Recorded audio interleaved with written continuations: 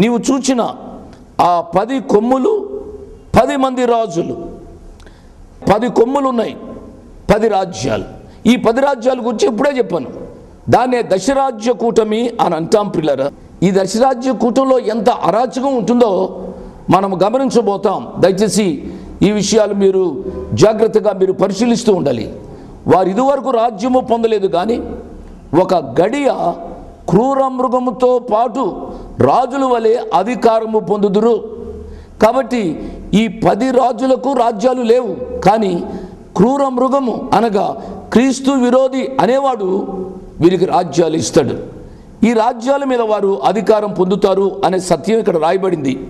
13వ వచనం, వీరు ఏకాభిప్రాయం గలవారి తమ బలమును అధికారమును ఆ మృగమునకు అప్పగింతుడు. ఎంత విచారకరమైన సంగతి అండి. ఈ 10 మంది సామంతులు లేక ఈ 10 మంది రాజులు ఏకాభిప్రాయం కలిగి క్రీస్తు విరోధికి అధికారం ఇస్తారట. చూసారా, ఒక దుష్టుడికి అధికారం ఇవ్వడానికి ఏకాభిప్రాయం ఉంది. ఈనాడు దేవుని సంఘంలో, దేవుని శరీరము అని చెప్పుకునే సంఘంలో, ఏ సంఘము దేవుని యొక్క శరీరం వలె ఉందో, ఏ సంఘంలో ఐక్యత ఉండాలో దేవుని యొక్క సంఘంలో ఐక్యత లేదు. కానీ దుష్టులైన ఈ రాజులకు ఐక్యత ఉన్నట్లుగా దేవుని యొక్క వాక్యంలో చదువుతూ ఉన్నాం. వాక్యం వింటున్నా నా ప్రియులారా, సంఘస్థులారా, మన సంఘాలలో ఐక్యత ఉన్నదా? మన కుటుంబాలలో ఐక్యత ఉందా? 2 భిన్నమైన వ్యక్తులు, భార్య భర్త జీవితంలో ఐక్యత లేదు అండి.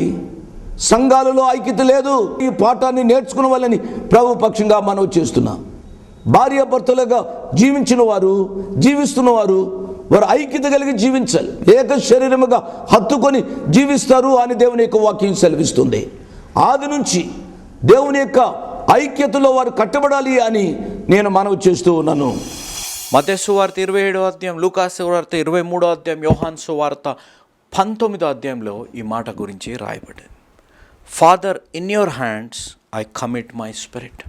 తండ్రి, నీ చేతులకి నా ఆత్మని అప్పగనుచున్నాను. ఇక్కడ మీరు మాట దీన్ని కొంచెం మనం ఈ ప్రార్థనని కొంచెంగా మనం గమనిస్తే, యేసయ్య జీవితం ఏ విధంగా ఉందో ఆ విధంగానే యేసయ్య జీవితం అంతం కూడా అయ్యిందనేది మన జీవితాల్లో గ్రహించాలి. ఏ విధంగా? ప్రార్థన కలిగిన జీవితంతోనే ఆయన జీవించాడు, అంతం కూడా ప్రార్థనతోనే ఆయన ముగిస్తున్నారు. తండ్రి అనే మాట పాత నిబంధనలు ఎక్కడ కూడా తండ్రి అనే మాట మనకి కనపడదు. దేవుడు అనే మాట యెహోవా రాఫా, ఎల్ షదాయి, యెహోవా నిస్సి, ఫలానవన్నీ మనకు కనపడతాయి. కానీ తండ్రి అనే మాట మనకు పరిచయం చేసింది యేసయ్యని. ఆ తండ్రి ఎంత గొప్పవారో, ఆ తండ్రిలో ఉన్న ప్రేమ ఎంత గొప్పదో యేసయ్య ద్వారా మనం రుచి చూసాం.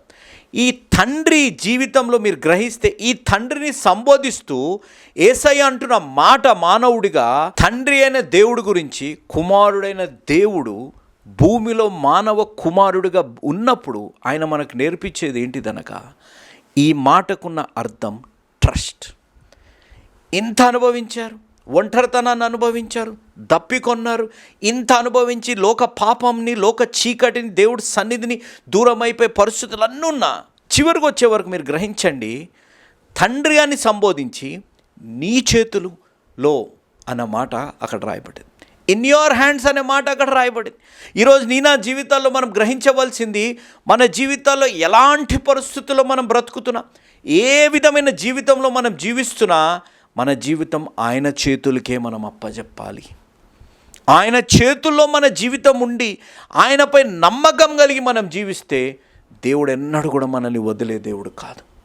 ఎన్నడూ కూడా మన దేవుడు వదిలే దేవుడు కాదు. అందుకే మీరు రోమాపత్రిక 8వ అధ్యాయం చివరి వచనం మీరు గ్రహిస్తే, మనల్ని ఏది కూడా దేవుడి నుంచి దూరము చేయలేదు.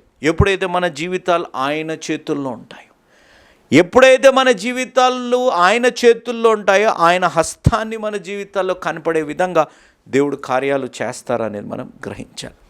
అక్కడ రాయబడ్డ మాట, father, in your hands I commit అనే మాట రాయబడింది. ఐ కమిట్ అంటే, దేవా, నా జీవితాన్ని సంపూర్ణంగా పరిపూర్ణంగా నీ చేతులకు అప్పచెప్తున్నాను. ఐ కమిట్, నీ చేతులకి అప్పగిస్తున్నాను అనగా ఈరోజు ఆయన చేతులకి కమిట్ చేసావా? నీ జీవితాన్ని దేవుడికి కమిట్ చేసి జీవిస్తున్నావు. Are you committed to God? నీలో ఆ కమిట్మెంట్ కలిగి నువ్వు జీవిస్తున్నావా అనేది ఒక్కసారి ఆలోచించాలి. ఏమప్పచెప్పారు? ఆత్మ. ఈరోజు మనం గ్రహించాలి, శరీరం మట్టిలో కలిసిపోతుంది, కానీ ఆత్మ వెళ్తే నరకానికి వెళ్ళాలి, లేకపోతే పరలోకానికి వెళ్ళాలి. ఈరోజు నీ జీవితాన్ని దేవుడి చేతికి అప్పజెప్పే విధంగా ఆ కమిట్మెంట్ నీ జీవితాల్లో ఉంటే దేవుడు నీ ప్రార్థనను ఆలకించాలని దేవుడు ఆశ కలిగి ఉన్నారు. ఆత్మ ద్వారా, నీ జీవితం ద్వారా ఆ కమిట్మెంట్తో దేవుడి చేతికి అప్పజెప్పు.